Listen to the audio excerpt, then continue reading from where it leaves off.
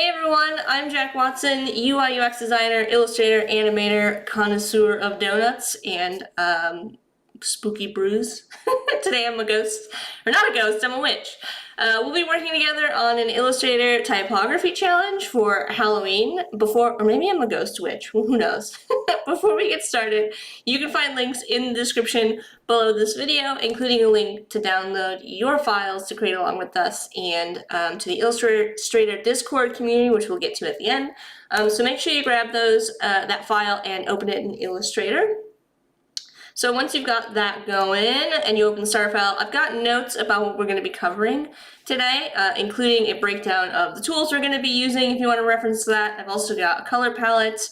If you want to use that, feel free to use it. If you want, come up with your own. It's really up to you. But for time's sake, today I really want to concentrate on building out our design, so the color palette at the ready is going to save us some time. I know that some people are having some issues with the starter file, so I just wanted to point out that I've got a rectangle already started for you, but we're working with a 1080 by 1920 artboard. So we're working on a social media template. If you've ever seen one of those remixable add yours story templates, we're going to create a base for one of those. Starting with a graveyard and a blank tombstone. So if you're starting from scratch, you can go ahead and make sure you got your artboard set to that. You don't really need the starter file, just kind of to make things easier. So also, since we're going through some file setup stuff, I have smart guides on under view smart guides. You can see it's checked on there. But if for some reason they're off, you can just enable them by clicking on that. And that's just going to help us line things up. You can see as I drag things around, it's going to help us kind of keep everything centered. It will also help if you're creating your rectangle from scratch. You can indicate where the corner is and drag across to create a rectangle that snaps perfectly to that artboard size. I'm also working with if you're curious about my workspace, I'm also working with the classic, Essentials Classic. So if you go to Window, Workspaces, that's the one that I've got opened up here. Okay, so to get started, I'm gonna just create a tombstone. So we're gonna grab our rectangle tool over here in our tools panel, and I'm just going to drag out a nice rectangle. And there's two ways that you can go about adding color to this. So the first way is to just eyedropper, using the eyedropper tool, one of our colors down here from the little color palette I made you. But if you want to, I've also got these as a color group in your swatches panel. So if your workspace does look a little bit different from mine, if you go to Window, any of the checks next to these panels are the ones that are open. So you can find all of the panels for Illustrator and open and close them if you need to, if you want to work with swatches. It's really up to you. If you are working with swatches, I do want to point out one thing about adding color, because this actually did come up as a question right before this stream. So let me pull this out for a sec. Make sure that you've got the stroke or the fill to the front, depending on which one you want to add the color to. So if I've got my stroke to the front and I add my darker green swatch, here we'll use lime green. I'm just going to increase the weight so you can see it. So you can see now that I've added that color to my swatch, to my stroke. Can't talk today, and I can remove it by setting it back to none. But you might accidentally do that. You might accidentally add your color to that. So just make sure that if you just click between the two, you're going to be able to switch between your fill and your stroke. All right, now let's get into the fun part of this. Let's make an actual gravestone or a tombstone. So there's a variety of ways. I'm going to show you a bunch of different ways you can create that kind of classic tombstone look. The first one is going to be using the Curvature Pen tool. Now, next to that, we've got the pen tool, which you may know already. If you start to click with the pen tool, you're going to create these anchor points, and they're typically going to be angular, so you're not going to be creating round corners. But if we drag, we can create some anchor handles, so that's going to drag out and make more curved shapes. With the Curvature Pen tool, that's specifically going to make round shapes. So I'm going to select my rectangle here, and with the Curvature Pen tool, I'm just going to click kind of at the top, and I'm going to drag up to start to create a curve. And this is actually the way that I like to use the most common use case I have for the Curvature Pen tool. This also came up as a question recently. How do I make a swirl? One way you can do that is kind of pulling out the sides using the Curvature Pen tool. We're not actually going to make a swirl grave today, but we're going to go with just the classic look. Now, there's a couple other ways I'm going to show you. Looks like we've got people in the chat already posting their tombstone ideas, so keep them coming. The other way that you can create a tombstone shape is using the live corners. So I'm switching to the direct selection tool, which is the white arrow next to my selection tool. Regular selection tool is on the left. And on the right over here, you can see as I hover over, it's actually going to give me the name. So direct selection tool is what we're going to be using. And that lets me click on the individual anchor points. Just like we made anchor points with the pen tool, I can click on those anchor points just with the direct selection tool. And holding down the shift key, looks like my keyboard indicator is not working, but I'm holding down the shift key. That's going to let me select the left and the right anchor points at the same time. You can kind of see it. It's a little bit hard to see on my screen. Let's do a zoom in. This one is not selected, it's hollow. And this one is has like a fill to it almost, so that means I've selected that anchor point.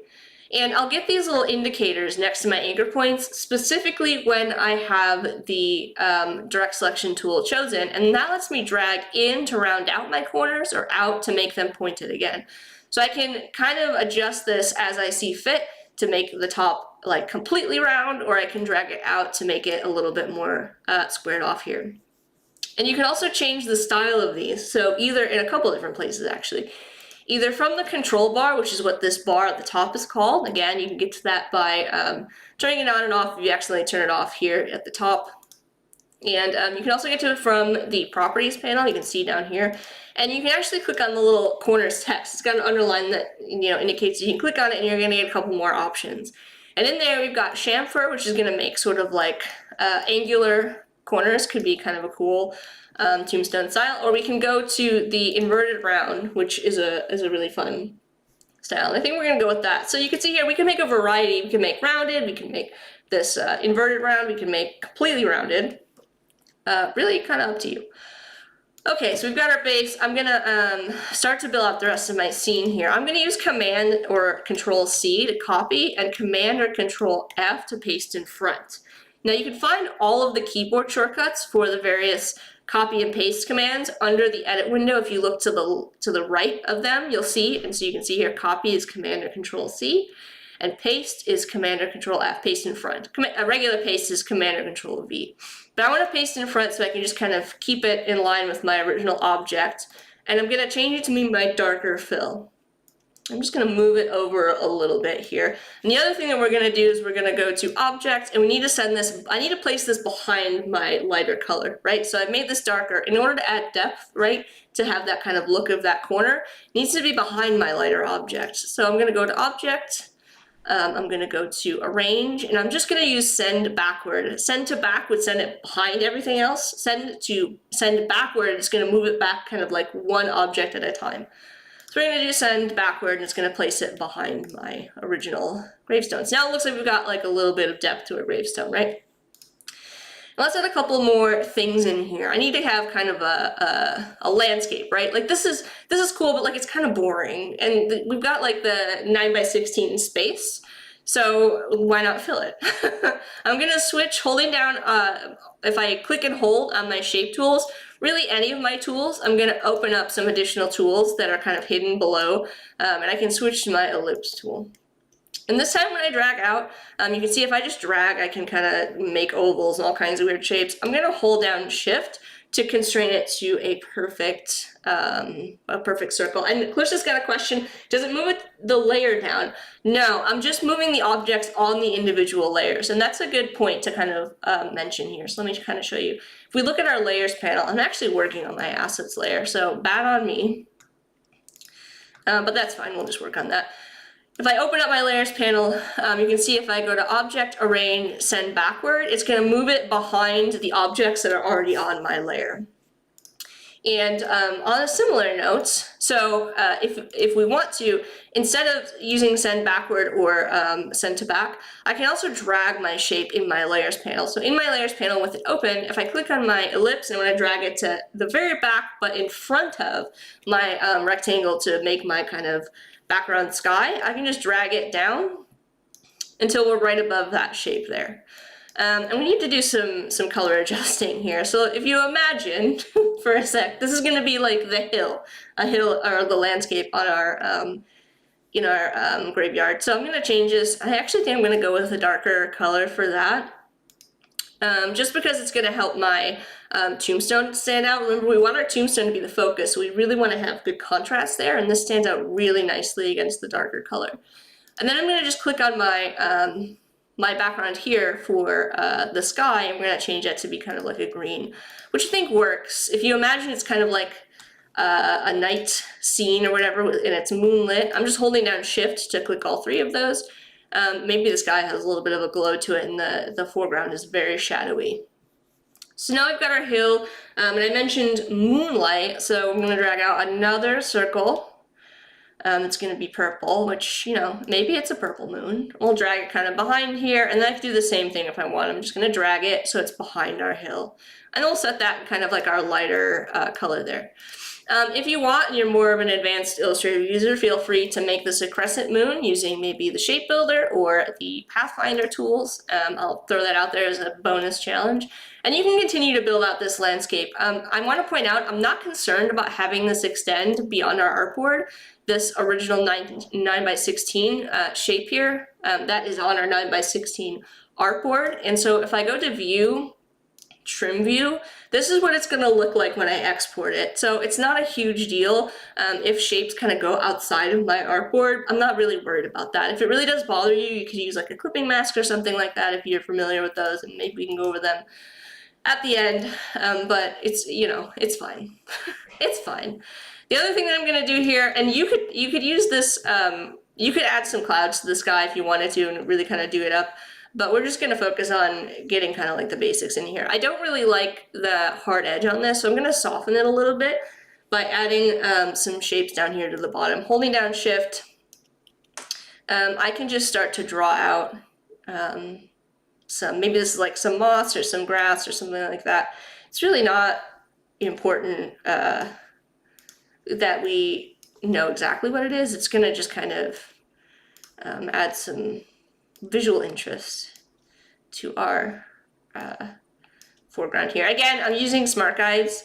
If you want to, like, let's say, oh, I really like these shapes, you could just like copy and paste these. You could rearrange them. I'm just dragging and moving them around using smart guides to kind of keep them aligned. And if you want to, you could use Command C and Command F again to copy and paste. If you didn't feel like, you know, making all of these individual circles, we can kind of speed up the process a little bit. And one more thing we could do, let me show you. We can kind of square this off. If I grab my rectangle tool again and using smart guides, I'm going to find the bottom edge and I'm going to drag it across. It does look like some of our shapes are a little bit off here. If I wanted to, I can shift select all of these, and we could use the alignment panel up at the top here, and we could bottom align them. So now we've got kind of, you know, we didn't have to like merge and do anything like that. We just used the rectangle tool and smart guides to kind of flatten out the bottom. So it kind of looks like moss. Is it moss? Is it grass? It's really up to you. Now at this point, this is this would be a great stopping point if you wanted to use this as a template. So you could export this out and use it on Instagram as one of those remixable story templates. And people could add it to their story, and then in the Tombstone space here, which was what we're going to get to next, this is where you could add some text, so they could put in their own kind of text if they wanted to. But what we're going to do is we're going to use the appearance panel, so we can create like a stone etched kind of look to our text, and we can reuse that stone etched look on other elements in our illustration as well. So if you're joining us on our live stream over on Behance or on YouTube, I can see a bunch of comments coming in. Your epitaph here, orange you glad I didn't say, banana, some really fun sayings, and we'll probably use one of those. I do have some sayings over here. If you know, were struggling to come up with an idea, Here Lies My Unfinished Projects is my personal favorite. So feel free to use any of these, like I said, or don't. It's really up to you. But you can also join us on the replay and say hi on YouTube in the comments as well. So to get started, I'm going to switch to my type tool, and I'm just going to click to make some point type. That's just going to make a single line of text. And I can't see it, so I'm going to switch to my selection tool, and again, holding down Shift, because if I don't hold down Shift, we're going to do weird stretchy things to the text, and we don't want to do that. I mean, maybe that's a different kind of scary that we're not going to do today. So I'm just going to click and hold down Shift to keep my text kind constrained.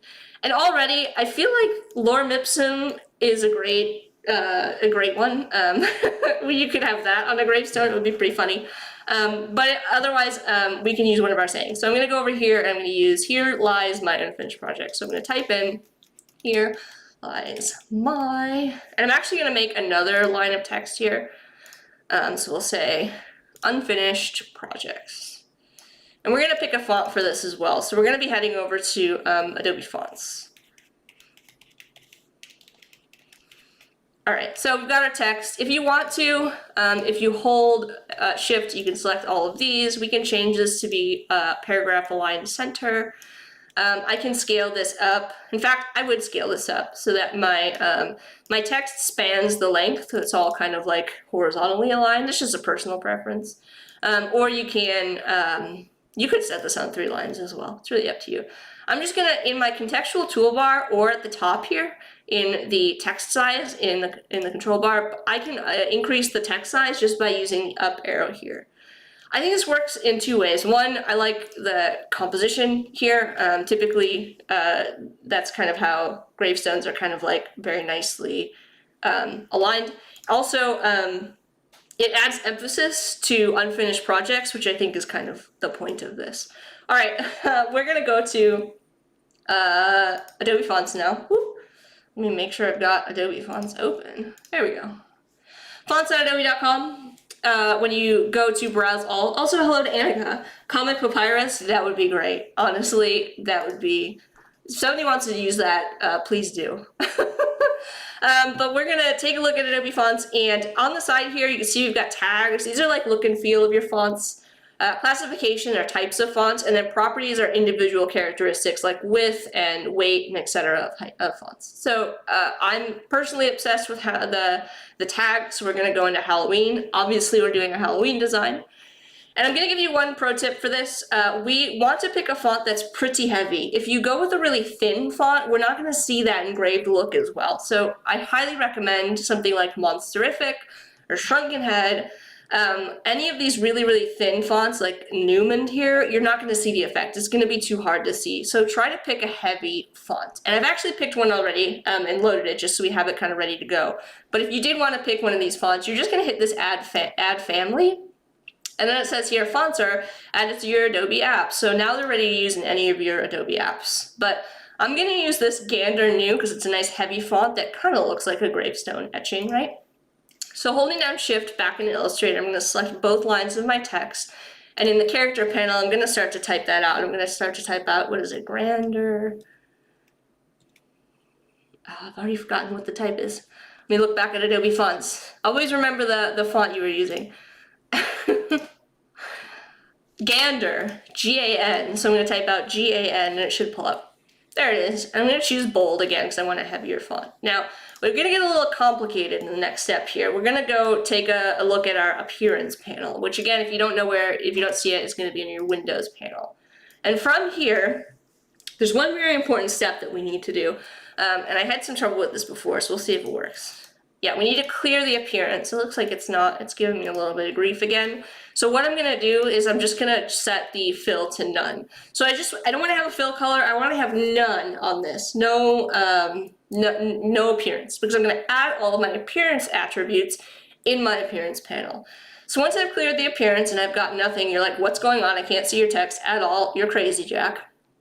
I'm gonna go over here and I'm gonna add a fill. So at the bottom here, you can add a new fill, add a new stroke, or you can add an effect. So I'm gonna add a fill, I'm gonna change my fill color to my darker purple swatch. So I'm gonna add my swatch into my fill, and you can also add effects specifically to individual fills and strokes. So I wanna add an inner glow effect to my fill, individual fill here. So I wanna make sure I've got the fill selected. If I select stroke, it's got none on it, you're not gonna see your you're not gonna see your inner glow. So under effects, stylize, inner glow. Now once I open this up, by default it's set to screen. Screen's a blending mode. I don't actually want to use a blending mode, so if you don't want to use a blending mode with inner glow or outer glow or drop shadow, set it to normal and that'll let you pick your swatch color. So I can open up the color picker, go to swatches and choose my lighter purple. So I'm going to put my lighter purple on the inside of my inner glow. But for now, we've got kind of a fuzzy look going on because it's applying by default to the edge. So it's going to put that lighter color on the edge. I'm going to switch that to be center so that the lighter color is on the center. Now this part's going to be up to you. Increasing or decreasing the blur is going to change how strong it is. So you're going to have to change that depending on the size of your document and the size of your type. I'm going to use 9 pixels here, but you might need to adjust just for yourself. The blur is dependent on the size of your object. So we're going to hit OK. Now, stay with me, we're going to get a little bit more complicated. We need to add another fill color, and we're going to add some like offsets to give it that kind of like light hitting the edge of the text that you get on carved stone. So I'm going to add another fill, and you're going to say, but now you've hidden your other fill, so what do? So your appearance panel is set up a lot like your layers panel, and the order of elements is really important. So if I drag my new fill underneath, I've placed it below, so now I've stacked the appearance just like I've stacked my layers panel. And we can go in here and we can make this our darker color. Still can't see it. We're going to fix that. We're going to add a distort and transform effect to my darker fill. And in here, you could do a lot of crazy stuff. Andrew did a stream earlier today using the just transform effect to create a long shadow. But if I increase or decrease the vertical, it's going to change the position of that fill. So I can set it to be above or below my text to give it that kind of engraved look. Now we're going to do the same thing again. We're going to add another fill, and we're going to make this fill, I'm going to drag it below. We're going to make this fill lighter. So we're going to go over here and make this white. We're going to do the same thing. So we're going to do it in the opposite direction. So we've got shadow. We're going to add highlight under transform. And this time I'm going to set the vertical position so that it's below my text. So now we've got a highlight and we've got a shadow kind of below our text here. And then we can go ahead and we can change this text as well. This is a live appearance. So if we went in here, we see I've got clever here, dead.zip file, for example. So you can go in here, you can change this to be one of the other sayings if you want to do not disturb mode or something like that.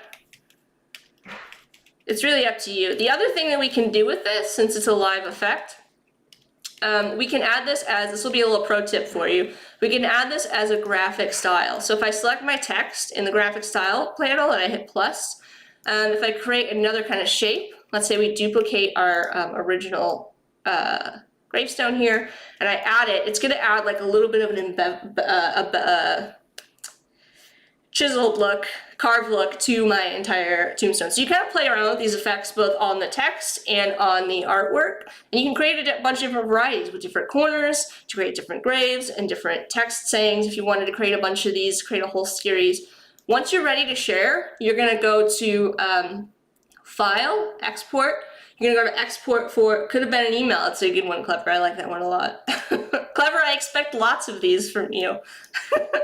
I'm going to go to our Export for Screens. We're going to just put this on my desktop for now. I'm going to hit Export Artboard. You could choose PNG, you could choose JPEG. It's really up to you. And you can just hit Export. And then we're going to hop over to our Illustrator community on Discord. Again, that link is in the description below this video. And in our Discord community, if you navigate to Daily Creative Challenge, DCC Feedback, if you just drag that exported image right into Discord, it's going to upload for you, and I can just hit enter there, and it's going to post it. And everybody in the community is going to give you some feedback on your design if you'd like. If you don't want to, you can always share on Instagram or social media as well and tag Adobe Live, or you can feel free to tag me as well. Okay, and I think that's everything that I wanted to cover today. So let me know if there's any questions in the chat. Otherwise, thank you so much for hanging out with me today for this type challenge in Illustrator. We're going to be doing the whole month of October. We're going to be doing more spooky Halloween challenges. So we went over today, though, creating a template design using basic shapes, the Curvature Pen tool, and live corners, as well as the type tool and creating an engraved look with the appearance panel, you know, to add sayings to our tombstones. Oh wait, hold on, how is that for pop? Yeah, we made the text pop for what it's worth. We're live once a week on Thursdays at 1 p.m. Pacific time at behance.com/. adobe live and on the Adobe Live YouTube. So stay tuned here after me. Thursdays at 1, yes, new time change. Stay tuned. There's going to be more live content up to me after me. I think the Photoshop challenges are up next. But I will see you guys next week. So bye, everyone.